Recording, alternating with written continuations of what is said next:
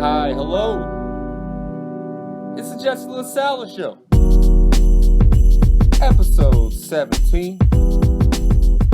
December 28th, 2020. My guest today is Mr. Tao Techakanon. I don't think I said that right, but it's a hard last name to say. Sort of like LaSala, even though it sounds very easy to say. I have people call me La Salsa, LaSala, LaSala. I've gotten it all. Fuck last names. Let's all just go by one letter. Well, that could get confusing. Before we get to our guest, gotta cover the NFL a little bit. My Green Bay Packers blew out the Tennessee Titans 40-14 in the snow of Lambeau Field.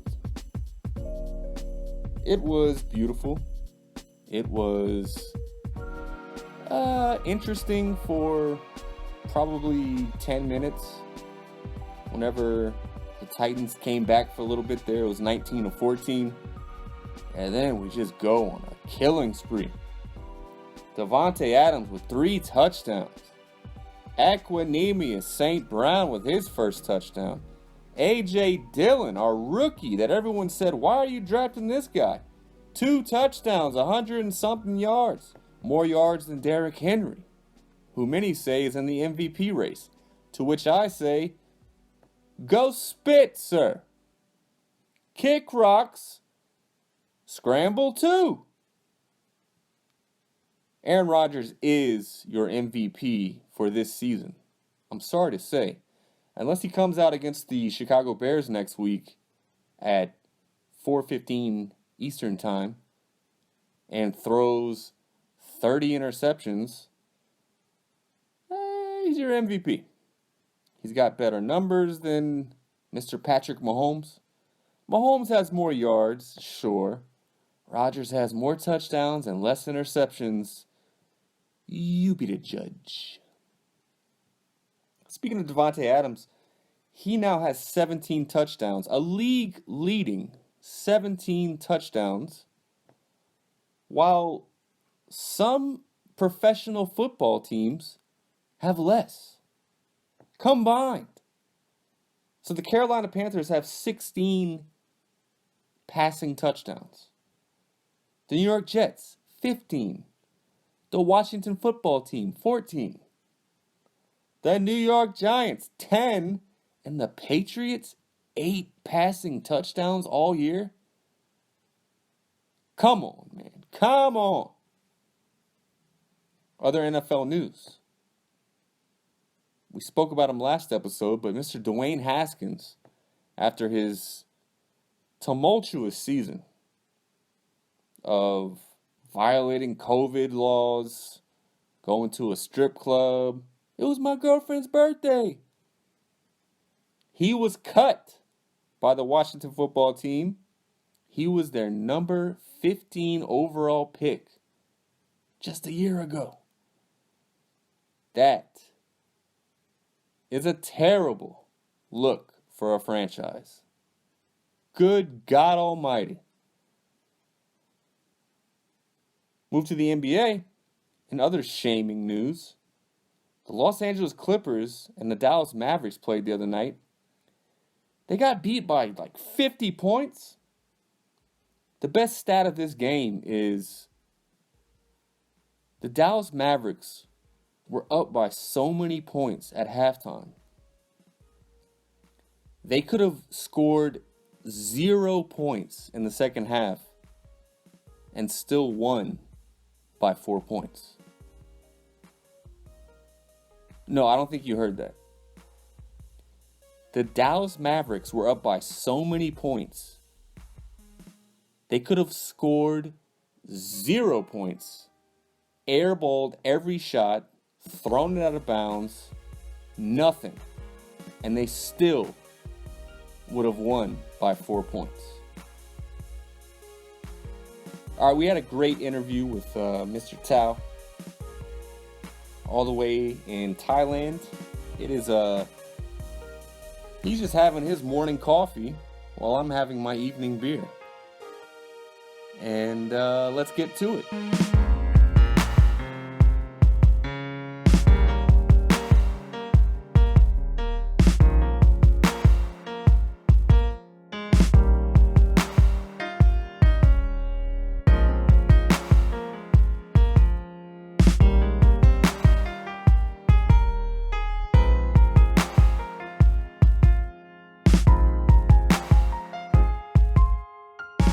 And we're back with the show. My guest today, Mr. Tao Techakanon. Did I say that right?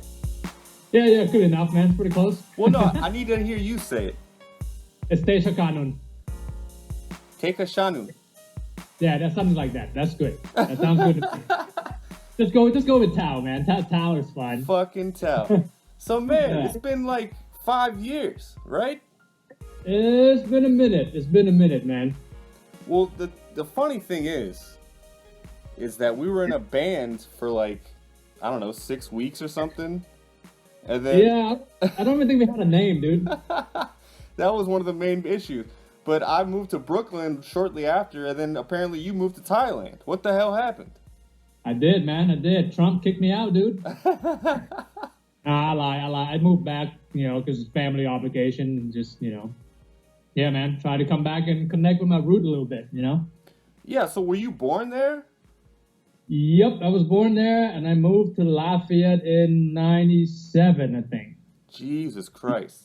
So And then I stuck around until 2016, then I came back. So how old were you when you got to this little dump of Lafayette? Hold on. I was freshman, dude. Freshman high school. Damn.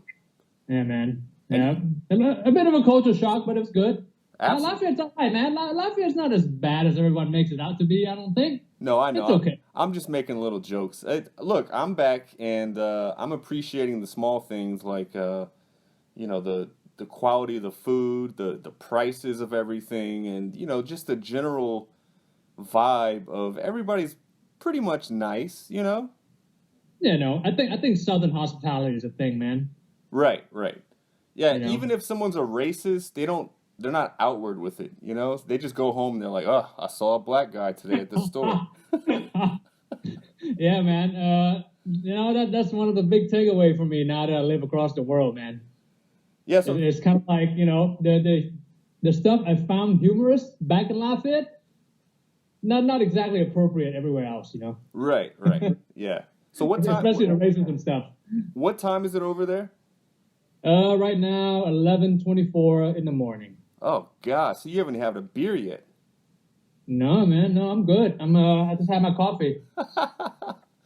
Well, that's gonna set up for a nice podcast because I've been drinking.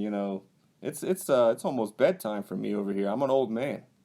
Yeah, that's good, man. Just carry along. I think you and I, we're about the same age.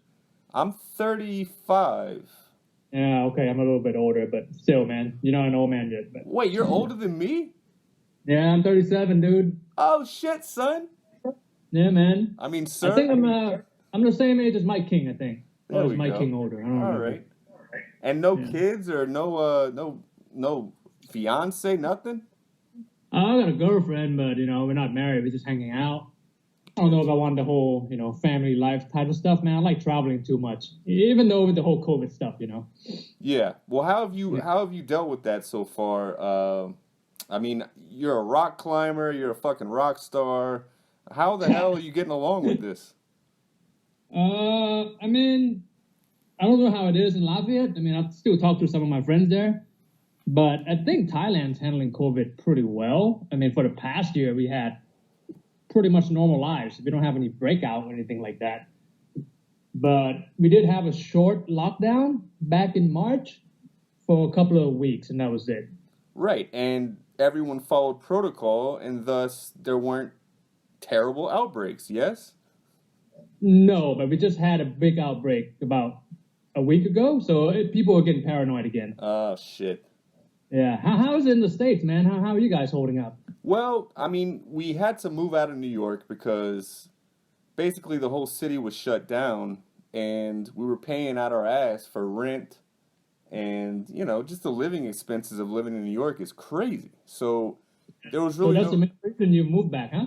yeah, I mean, basically, and plus I lost my job because they shut the schools down. I was, a piano teacher in No Manhattan shit. and, they shut the schools down and it was just like, well, what the hell are we doing up here? And luckily, my Yeah. fiance was able to keep her job via remote. She's working on her computer, so she's still employed. But it was just like it was not worth it to be up there if we weren't able Yeah. to go out and do our normal life. Yeah, a lot of folks are suffering, man. I think it's the worldwide thing, Like in Thailand, if anyone is working in the tourism sector, pretty much will get laid off. And that's what I was doing before too. I work in the tourism sector, and I got laid off. Damn, Yeah, man, it's a worldwide effect. it's It fucking sucks. rough. But to put it nicely, Louisiana, they seem to think it's not a real thing, I would say. I believe it. From what I've I seen so believe that far. Louisiana is thinking that. Yeah, it's interesting. It's every place you go in, whether it's like a gas station or a supermarket, it's mask on. But if you don't want to wear it, no one's really gonna come up to you and tell you anything. Oh, the masking is strictly enforced here, man. See, that's how it needs to be. It's strictly enforced. It's not even strictly enforced. It's just, I think Thailand or Asian culture in general is a lot more conforming. Right? And most of it's more collective society than individual, like in the U.S., I guess. And Yeah. a lot of people would just have no problem doing things together or being told to do things. I guess, Well, you know. isn't it Asian culture to wear a mask whenever you're feeling sick anyway? Like if you're going on public transit, it's just like a common courtesy, right? Yeah, I mean, in specifically speaking for Thailand, I mean, we always wear masks here because we live in the capital and the pollution is so freaking bad at certain time of the year. So mask was already a normal thing. Right. So I think there is a lot of, case study that, this contributing to the success of how Thailand handled the pandemic because the mask was already in place before the pandemic came in, Yeah. you know. So, okay, Maybe. what culturally did you love the most about being in South Louisiana? Oh, man, that's such a broad question, but man, it's hard to say, man. I spent so many years there, and those years were spent there were my formative years, Right. I'm just there acting stupid, man, and just hanging out with friends. And when people ask me why the hell I end up in Lafayette, Louisiana, is I don't know. It's not the most diverse place. Yeah, a lot of whites, a lot of old Yeah, I whiteys. wouldn't say, but and a lot of people kept asking me questions about the racism there. But during the whole time I was there, I never really experienced it being directed at me. I Right. felt like I got along with people just fine. People were nice to me, and the biggest takeaway for me with Lafayette is just the community, man. People were good. People were really good there. All my friends are there. I still keep in touch with a lot of people. The only two things that probably didn't work out for me was that Lafayette was, geographically and politically inconvenient, So like I would say. so just the Republican aspect of it? It's just, a really conservative town, right? I think Yeah. you and I probably more aligned Oh when it yeah, comes to we, that. we park our Really. cars in the same garage for sure. Yeah, man.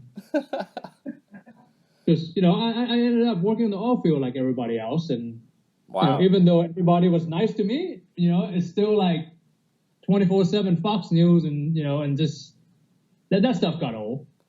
Yeah. Well, what's the outside view of the United States from where you're at? Like, are we just the biggest laughing stock of the world right now? I mean, I wouldn't say the biggest, but, the past 4 years, certainly you guys comes up on the news a lot. You're usually, usually with the things that the president said, it's revolving around the president usually. Right. And yeah, that comes up a lot, but it will take a long time to go into the specifics, right? Right. It's Right. too many. Plus, I don't want to give that man any more airtime than he's already gotten. You know, he's on his way out, so I don't I want to. mean, that's at least the good thing that comes out of 2020, right? Yeah. Well, Yeah. we're shedding off our skin from 2020, and what was the roughest part for 2020 for you? Like, I mean, Oh, it's a weird year for everybody, right? I mean, I lost my job. I recently got employed again, and I work in schools now too, just like you do. nice. So that's been interesting. So you work with But little shitty the kids? worst part really is not being able to travel, man. Because Thailand is such a sweet spot for traveling. Yeah. It's a good hub to go to other places in Asia, and now I can't go anywhere. Yeah. It's kind of a first world problem, but other than that, I'm okay. So back to your school job. What age are you teaching or working with? I'm teaching. It's a British school. I'm teaching from year 6 all the way to year 13. So I think that's like from grade 7 in the U.S. to senior. Oh wow. I actually teach rock climbing, man. Believe Oh it or not. shit. Yeah, it's like one of those kind of a higher end school that they have climbing walls. So I go there and yell at kids to make sure they don't die. It's pretty chill. Make sure no one's dying. That's Yeah, okay. man. So, do you have okay? This is gonna sound insensitive, but do you have any heavy set rock climbers that you're trying to work with and they're just not getting it? No, not so much. I mean, that's not insensitive, man. It's fine. I mean, climbing is now so broad and it's so accessible by everyone. So yeah, sometimes you get folks that comes in and they just struggle with it because of their pre-existing, whatever we want to call it, right? Condition. And yeah, I do get some folks like that, but everybody got different sets of challenge, man. And people get stoked for different reasons. Yeah, I think a lot of rock climbers that I've seen are just very lean, very skinny, sort of they carry their weight well, and I don't know, it seems like a very niche group of people that can actually pull this kind of thing off. It's fun. For me, it's more of a lifestyle now than anything. Man, you should give it a try, man. Well, Let's do that climbing gym in Lafayette, right? yeah, I was about to say, you don't have a fear of heights at all, I guess. Oh, I'm still there. I'm definitely there still. Oh, okay. But for me, it's not so much the climbing itself, but so it's more about, I guess, traveling again. Right. It kind of became a tool for me to go to different parts of the world and just kind of connect with different community. So that aspect has been really rewarding when it comes to climbing. But the climbing itself, yeah, there were scary moments. There was some sketchy stuff, but again, that could be a really long story for each of the specifics. Well, I would assume that the travel aspect is really cool because you get to go and climb certain structures or mountains, I guess, that you haven't climbed before. Then that's sort of the rush of it. Yeah, I mean, I get to go climb and go to places most people don't go to. So in a way, it's an escape from tourist trap Right. in the places I go. So a couple of years ago, I got to go to this small town in China near Tibet, like maybe 100 people population, little village. It was pretty neat. It was a good experience for me. Now, you've never come anywhere close to falling or had like an oh shit moment where, your line broke or something snapped off or anything like that? No, not so much, man. I'm kind of a chicken shit, man. I backed off real quick if it gets scary. That's good. Yeah. The thing with me, I'm afraid of heights, and also I have bitch tit muscles, sorry, where I don't think I could hold myself up for very long because in the back of my head I would be thinking about falling, and then even if I was strapped to a rope or something, I would feel like, oh, my fat ass stomach is gonna drag me down, and You never know, man. You never know. for me, climbing I find there's a lot of correlation to playing music in a lot of ways. Similar approach in a lot of ways, and it gives me a similar feeling. Almost the same when like I'm sitting down and jamming with other people, with you guys. It's kind of an interaction too. So you always go up with like a tandem of people, I would assume. You go up with a partner, yeah. It's a partnership sport for sure. Word. Yeah. Yeah, man, it's fucking scary though. I don't know. I've seen some of your pictures and I'm like, Jesus Christ, there's no fucking way. Like, there's no way. You don't get drunk before you go up there, do you? Oh no. I mean, I'll roll smoke. Oh, okay. But, yeah, I would think marijuana would, it would probably give you a little more like awareness, and you feel the rock, and you can feel if it's a good one to latch on to, or again, there's actually a movie about that if you want to go look it up. It's called Valley Uprising. Okay. And there was a group of the guys in America back in the 70s that they basically do that. They trip their balls off on acid and smoke weed and then go climb walls. pretty interesting little culture, man. Like it's a good documentary. Go check it out. It's called Valley Uprising. Valley Uprising. All right. Mm-hmm. It's a historical documentary on rock climbing in America. It's neat. It's real neat. Nice. Yeah. So how have you been, man? You still jamming? You still playing music? Here's the thing. I took basically a 5-year hiatus from music when I was in New York. I mean, like I went, I met up with some dudes, and I was trying to like be their keyboard player, and they were nice enough guys, but it just wasn't the same as what I'm used to with all my funk boys in Lafayette and. Yeah, Machete. Yeah, it was a little different. I felt like I was cheating on my girlfriend or something, and it was just like, Machete was tight, man. I still listen to Machete now. Hey, that's what's up. Hey, man, that you guys were jamming, dude. You guys were jamming. We tried our asses off, and it had a good run. But I miss all those guys, and it's kind of weird to jump right back into music after getting out of a serious band that's been.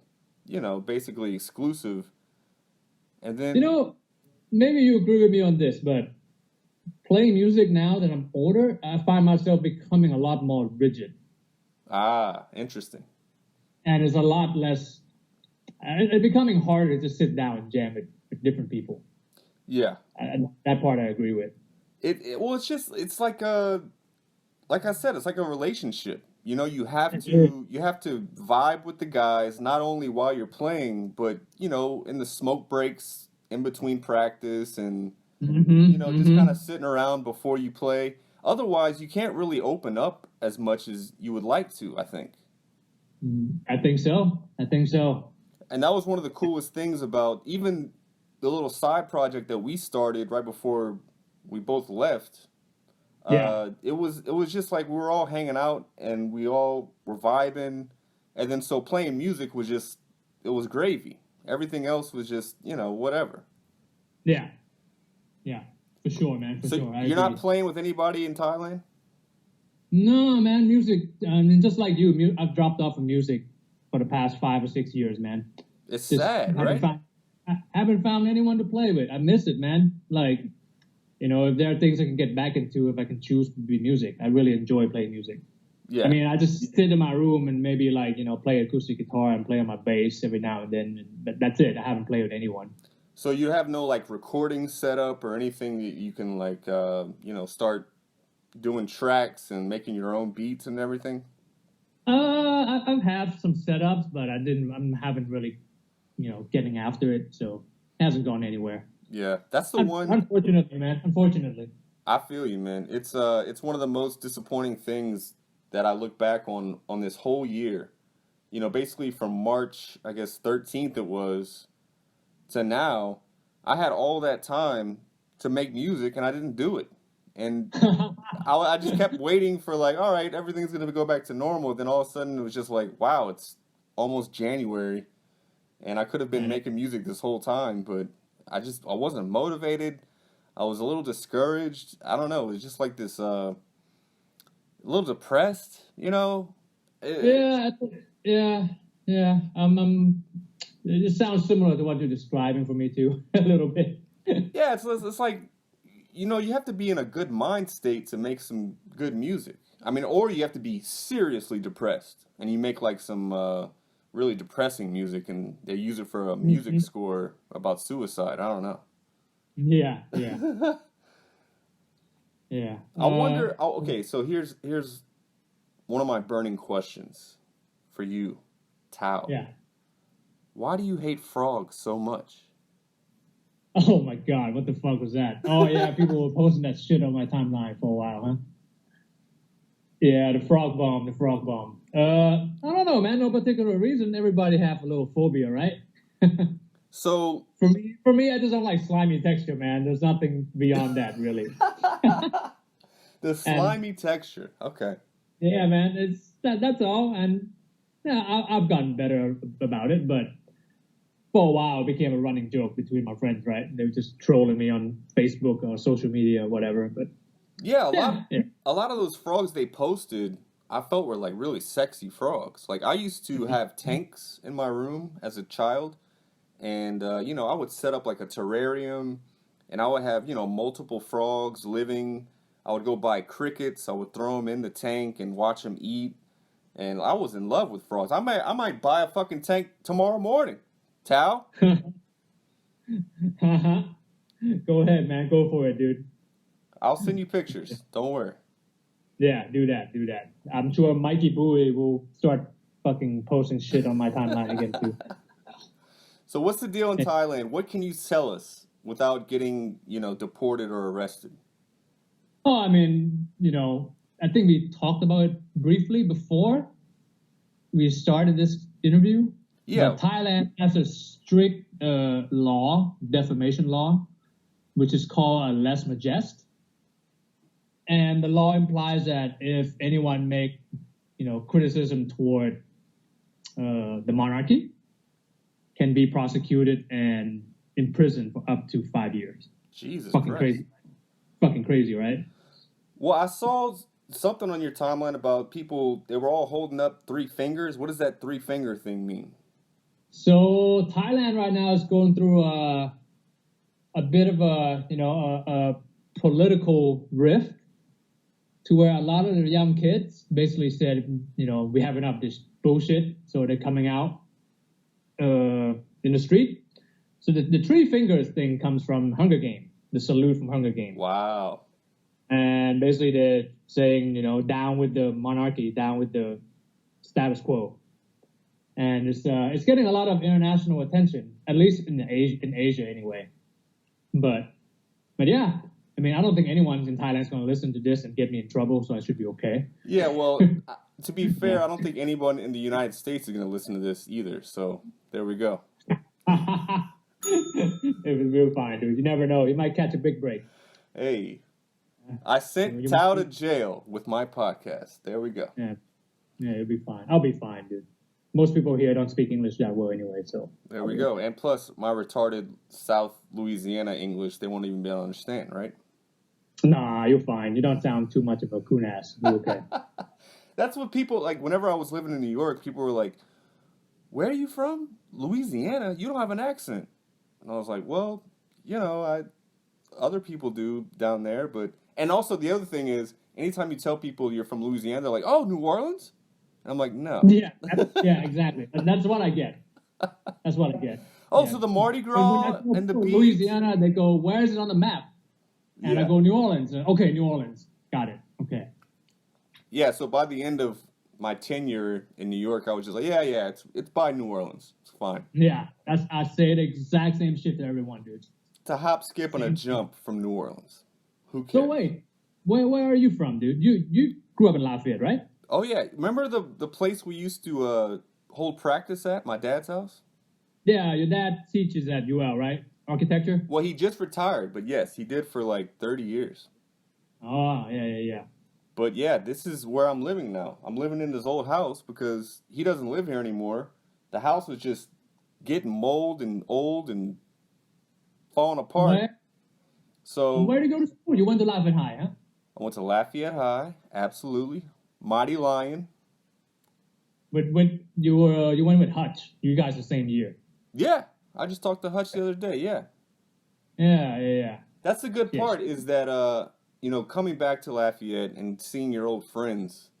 I mean, I hadn't seen these fuckers in 4 years, 4 or 5 years. Mm-hmm. And then it's just different because obviously I don't have a car right now. I just moved out. Like the whole one of my main moving points of going to Brooklyn was I don't have to drive. I just hop on the subway. I can get from Brooklyn to Manhattan in, 30 minutes and I don't have to worry about getting a DWI or anything. It's beautiful. Yeah, yeah. Yeah, bigger city has a lot, usually better public transport and such. Like in Thailand, where I live now, I barely drive, dude. I don't drive that much. Yeah, what is the rail system like? I mean, are there like subways or is it all above ground? We have rail system, we have subway, we have SkyTrain. Uh, Generally, most people in Bangkok use public transportation. Interesting. It's a very busy city, man, and it can be a chore for sure to go anywhere. But for the most part, the public transit here is a lot better than the U.S. I would say. Have you been to New York? I have not been to New York. Well, I'm sure it's better than New York because are there rats in the public transit in Thailand? No, it's pretty clean. But Yeah. I have heard that about New York. Yeah, there are rats that wear shoes, and there are homeless people everywhere, and people jumping on the tracks, and garbage everywhere, and solicitation for prostitution. That's a good one. What That else? those are the things that come with big cities, I suppose. I mean, speaking of prostitution, man, Thailand is known as a sex tourism capital. Right, and okay, so how often do you see this personally? Like, do you actually see instances of this? Oh, I mean, from where I live, it's like 2 blocks down the road. There's a massage parlor. Oh, so how often do you go there? I haven't been. I have a girlfriend, dude. But yeah, there's a lot of tourism that was revolving around that before COVID happened.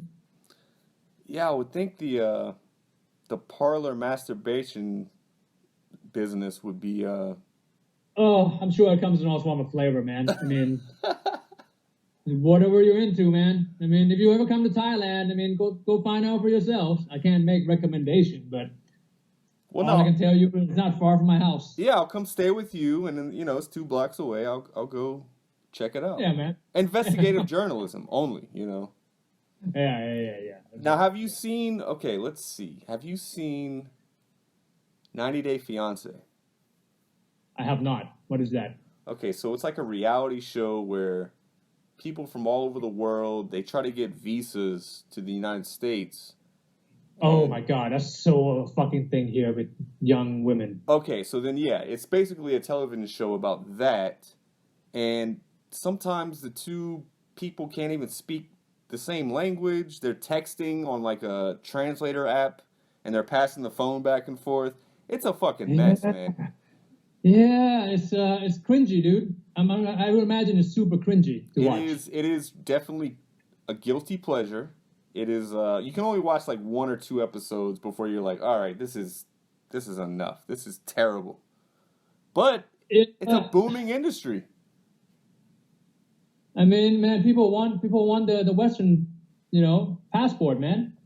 Or people want there's a lot of poverty in Thailand or Right. in other part of Asian countries, And and the worst there are part people of trying to get out, and that's one of the way out. exactly. And the worst part is whenever it's like a young, nubile 19-year-old, and she would be smoking in Thailand, but she's linked up with like this fat fuck from Des Moines, Iowa, and he's like, I'm in love with her, and she loves me, and she like cringes every time she looks at him, and he's like, Oh, well, you think it's time for sex, or what do you want to do? Like, ugh. man, whatever fills people's void, man. Whatever fills people's void. All right, so I what? mean, but yes, I have seen that, and that's the difficulty that some of my friend have, female friend that's dating white guys, Oh shit! because sometimes they get assumed that they're hookers and prostitutes, right? Wow. They're not, and it's that's yeah, Damn. it's interesting. Okay, so your girlfriend now, Do you have any street cred from living in the United States that you wouldn't otherwise have with her? I mean, I've been dating her for like 4 years now, so we've been knowing each other for a while. Oh, so She's you, Thai, oh, but okay. she also went to school in Texas for like 7 years. Ah, So, okay. so she's a bit westernized too, like I am. So she's not like completely Thai. Uh, so yeah, I mean, we click in that aspect. And how did y'all meet? We met through friends. Nice. Yeah, yeah, It's like, yeah, oh, you lived in Texas, he lived in Louisiana. Y'all should be yeah, man. together. Yep, yep. You like baseball, he like baseball, shit like that, right? When girls introduce their husband, whatever, same Right. shit. Well, that's awesome, man. You have no plans of coming back here, do you? Oh, I would love to come back, man. I mean, maybe not to live, Right. but I love to come visit, man. I love to come visit. I miss Latvia. I do. Yeah, it would be nice, man. To be honest, I want to get the fuck out of here. Like, I would love to live anywhere but the United States. And then I started looking Like into it, and a it's different like, country or different state? A different country or different state? oh no, a different country. Like, Okay. I lived in New York, I lived in Louisiana, I've visited a lot of places around the country, and I just, I think the way we handled the pandemic, the way we elected our last president, some of the laws with healthcare and everything, this isn't the place I Yeah, want to be. This is not the it place, like the greatest country in the world. Are you fucking kidding me? yeah. America does have. I don't know what's going on with you guys, but you guys do have some shitty healthcare, and that's something that people just sort of just scratching their head about. Like, why is one of the world leading country, you can't even go to a fucking doctor without going bankrupt. Exactly. That's kind Exactly. of shit, and that's one thing I would say that Thailand objectively have done better than most places I've been. Thailand got great fucking healthcare, man. So you can just be an everyday Joe Schmo like me, a nobody, and just walk into a hospital. Hey man, I have an earache. Can you take care of this? And they're like, yeah, sure, sit down. Yeah, Wow, absolutely. this is So, ridiculous. I mean, maybe if you come to Thailand, you probably can't go to a public hospital because you're not a citizen. Oh, right, But you'll right, go to right. a private hospital, but they won't take your arms and legs over bullshit. It's a little, It would be affordable. It would be very affordable.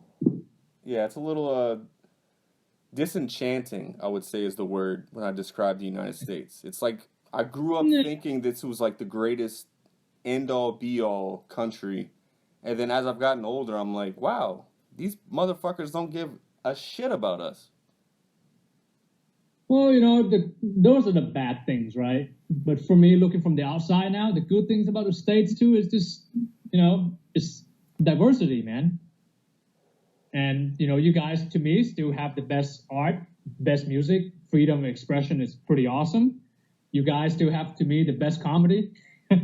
Ah, yes. Okay. All right. Yeah, I'm back in. I'm back in. yeah. So I remember that you were doing comedy for a little while too. Am I right? Yeah. No, trust me. When I went up to New York, that was my main goal was to hit a stand-up spot every time I could, and it was really fun, man. And Yeah, that man. that was No, one of the. comedy is cool. I enjoy comedy a lot. I don't do it though. I don't have the courage to do it. Oh, come But on. man, You could do it. Trust but me. I went but to open mics in Queens, in Manhattan, in Brooklyn, and the common theme was, wow, none of these motherfuckers are funny. Nobody's funny. Like there were probably okay, so I probably did like, 300 open mics. And that's a lot. Holy shit, dude. well, that was over 5 years or four, Yeah. but the common theme was there was like maybe like 9 or 10 actually funny people, and the rest of them were just Yeah. like, okay, that was awkward. Next, like it's just Man, the saturation of people who want to be comedians and go there, and I'm probably included in that, but I don't know, man. Like, my shit was just as good as anybody else's, and it just took forever to get on stage. You got to travel 45 minutes to get to a spot. And then if you want to do like double shows, where like I would go to Queens for a 9 o'clock spot, and then sit there for like 2 hours just to get 3 minutes on stage, and then hop on a train and go another 45 minutes to Manhattan and get another like 5 minutes if I was lucky. And it was just like, you're exhausted by then. It's just like, what the hell? And then some of the crowds are just shitty, or you're just performing in front of other stand-ups who just want to get on stage and they're not laughing or responding. They're just like writing notes and, you know. Yeah. So you basically, Man, you're performing in front of other stand-ups. To me, the courage it takes to go do open mic night is freaking unimaginable, man. Like, I would rather stand on a cliff with no rope, thousands of feet up, than standing on an open mic night. That shit terrifies me. Damn, man. And man, I have admiration for you, for anyone that does it. Because I've been to some bad open mic night, man, and I fucking feel bad for those people when they bomb. Well, that's kind of that's the thing, is like you sit there long enough and you hear all this bad, terrible comedy, and then like it's your turn to get up and you're like, like I don't even want to do this anymore. Like it just takes you out of it. Yeah. But, you know, good times for sure. Yeah. I mean, there's not a lot of comedy going on in Thailand. Why is that? I don't know why. Yeah. I don't know why.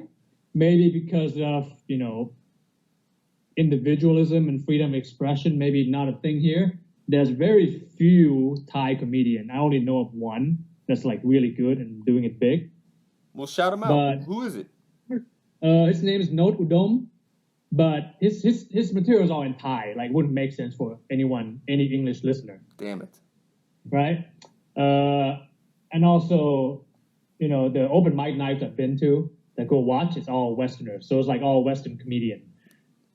Which is, you know, some of it's good. Fucking, what's his name? Jim Jeffrey showed up not too long ago. Oh, nice. Yeah, he's good about going to every fucking place he can. And I think people really like his honesty. Yeah. I like him. I like that guy. He's, you know, he has his air. I'm not giving a fuck. I like him. Yeah. So. But yeah, man. Like comedy, just like, I think in Asian culture is like not a thing. Like people see it as like being a clown or some shit. I don't know. Especially like my parents' generation. It's like, why do these people do this for a living? Like they don't get it. Yeah, you know? I think. Would you call it like taking yourself too seriously, or is it like an air of? I don't know. I mean, I think this is kind of a generational thing, supposedly, because many of the Asian country, you know, post-war era, from like after World War II, the Japanese invasion, has a lot of like migration around here, and like, for example, my parents, which is super stereotypical Asian parents. They're just obsessed about working hard and, you know, making money, and, you know, artistic creativity. They don't see the point of it, of how it contributes to society. Wow. You know, which is like opposite from the way I see it. Well, then how did you get that way? How did you break through? And I mean, was it strictly just coming to the United States, or did you have any of that before you got here? No, I think it's largely because I'm living in the States, man, and hanging out with the guys in Lafayette. You know, because in Lafayette, really, you know, there's no other Thais that I know. When I got there were maybe like 2 or 3 other Thais, and I just ended up hanging out with a bunch of you guys. And so I sort of assimilated, and I would say I'm much more American than I am Thai. Interesting. And so how do your parents receive you now, like at family gatherings? Are you like the oddball, or what do they think of you? Oh, for sure. It's always been difficult, but, you know, I think my parents are progressive enough that they understand it. Nice. But a part of them was probably a little bit let down that I didn't become like doctors and lawyers and, you know, shit like that, you know. I'm just this dirtbag rock climber who played music every now and then. Right. And it doesn't help that you're always stoned when you show up. Yeah. You know that what's his name? This Chinese comedian dude in the States. What's his name? Jimmy O Yang, right? Oh yeah. He's good. Yeah, him. That dude, when he did an interview on Kobe a couple of years ago, how he explained his parents' culture in comparison to his, to me, that's like exactly the same situation as him. Right. Yeah. Well, do you have siblings that have gone on and done the doctor lawyer route? No, I don't. I'm the only child, dude. That's why I Oh have to come back. fuck. No pressure there, right? No, man. No pressure, man. I don't have to compete with siblings. That's good. That's good. Yeah, Yeah. it's weird being in a family where it's almost like you have to rank up compared to your other siblings, and it's like, oh, well, this guy's doing this and she's doing that, and oh, what are you doing? It's like, well, I got my own fucking path, all right? God damn it. Yeah. Ultimately, man, you just got to withdraw from shit like that and, find your own thing. Exactly. And just do shit, man. Like, it doesn't matter. Like, in the end, fucking everybody go to the ground, man. I was about to ask that. What do you think happens whenever we die? What do I think? I don't know what happens. I'm just doing things right now because I have limited time, man. When we go to the ground, become, I don't know, proteins, whatever. I have no idea. I don't know. I'm not religious, by the way. Right. Me either. But no theories of like parallel universes or some sort of. Well, Thailand is predominantly Buddhist. Okay. So there's a lot of teachings about, reincarnation and, karma and what you do in this life, past life, next life, all that stuff. So there's a lot of teachings surrounding that. And you don't. Which is not bad. I mean, I prefer it over Catholicism. Oh yeah. Well, I would say. that junk. Jesus Christ. Yeah. But you're not afraid of death. I mean, that's kind of a difficult question. I think everyone's afraid of death because death is unknown, right? Yeah. Everybody's afraid of the unknowns. I mean, unless you have COVID and you're in the hospital. That's why, religion is so easy to sell. It's like an easy pitch. It's like, here's what happens. And after the unknown, people buys into it. But yeah, whatever comforts you. Man. Yeah, exactly. I was about to say there's comfort in knowing that these people know what they're talking about, and if I show up every Sunday and I wear my best suit and I sit there and I listen or pretend to listen to whatever they're telling me, I'm going to go to heaven and I'm going to be great. I'll be just fine. Are you brought up Catholic? No. Thankfully, my parents were not super religious. My dad, I guess, is spiritual. He just sort of, he's like, he just believes in everything. So he'd never pushed anything on us as kids. Mm-hmm. And then, I tripped on mushrooms once, and I decided for myself that I don't know what the hell's going on, and it terrified me. Just once? Oh, a few times. But after the first time is when I really started to question everything. Because, before then I was like, wow, okay, so whenever you die, you go to heaven if you've been good, and that's that. You live a great life in eternity of heaven, and you get to see all your dead relatives, and it's going to be great. Everything's fine. Mm-hmm. And then I tripped on mushrooms. I was like, that's all bullshit. There's something else going on here. What the hell has happened? Yeah, man. So psychedelics definitely has its place in connecting the dots. Right. And sure. Also, I've heard, people that smoke DMT, which is basically the chemical we all have in our brains, right? Mm-hmm. And that's how we dream. And, some of your dreams are very I don't know. Are you able to remember your dreams? Not so much. Really? Okay, so my fiance is also like this, where she can have a dream every once in a while that she remembers, but for the most part, she doesn't remember any of her dreams. Some of my dreams I carry with me like for 2 or 3 days. Just like they were so vivid, so intense, and I felt like there was a meaning behind it, and I go into a fucking mess about it, but interesting. My newest theory is that whenever we die, we get blasted with such a dose of DMT that it just explains everything for us, and whether or not we go on to a different plane or we inherit a new body or whatever it is, we're happy with it. We're pleased with the outcome. I'm hoping that's the case. That sounds okay to me. You'll sign up for that? That sounds okay to me. I mean, All if right. that's what's going to happen, I'm okay with that. We got Tao. We got him down for a DMT blast. Yeah, man. All right, so where can people find you if they wanna look up Mr. Tao and his rock climbing debuts? His Oh man, there's no debut coming from me, man. I'm just coasting along now, dude. But I do have some social media. On Facebook it's Tao Techakanon, and on Instagram that's about it, man. Techakanon. So I got a question for you, dude. Sure. So you mentioned earlier that you dying to leave Lafayette again and go and live abroad. What are some places that have come up on your radar? Oh God, New Zealand is number one. Okay.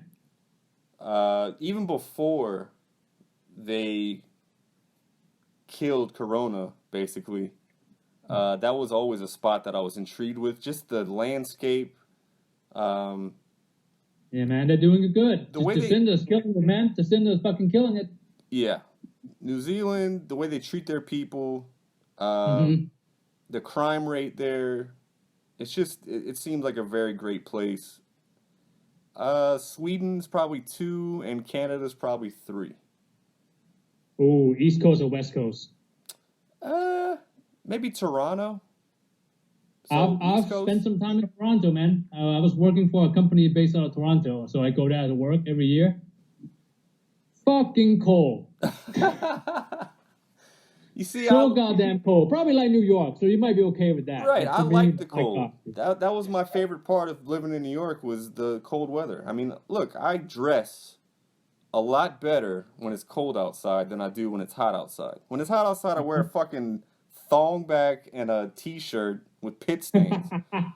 And then whenever it's cold, I get to wear like a nice button up with a tie, a little jacket, a hoodie. Yeah. Some mittens. Yeah, man, I look better in cold weather too. Unfortunately, I'm in Thailand, so I dress like what you just described year-round now. So you're wearing a thong back right now? Yeah, sure, maybe. Interesting. Yeah.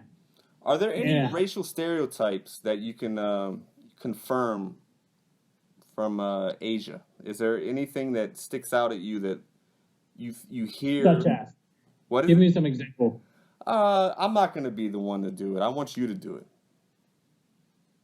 So, okay, there's a term that's used predominantly by Thai people to describe foreigner. It's not a stereotype really, but the word is farang. Farang? Okay? Farang. And that's pretty much Westerners, white boy. Not black. Not blacks. Black's not a farang. Farang is only white boys. Blonde hair, blue eyes. And usually equates to rich. Equates to money. And that's, if you're a farang and you're a male farang and you come to Thailand for dating, you're in good position. Because women's coming running after you. Oh, shit. So, but males over there, they look at farangs and they're like, fuck this guy. Yeah, I think, no, not exactly. Not exactly. Really? What am I trying to say here? So if you're a white female in Bangkok, I've been told that if you're a white female, the dating scene is very difficult for you. Wow. Because most foreigners, they just go and date Thai girls. Okay. So wouldn't supposedly it's easier, I guess. I don't know. Wouldn't a Thai guy want to bed a white lady with blonde hair? I don't know. I mean, among my Thai friends, they view Western women as, and this is a cultural thing, right? They view Western women as being too independent, I guess. Ah, interesting. Too, like, what is it? Too assertive. That's the word I'm looking for, I guess. Damn, that's crazy. Okay, so so they like their women subservient in a sense. traditionally Thailand's that way. Thailand is very, male dominant society. Right. Yeah. For not for better, I don't think. It's just not in a good way.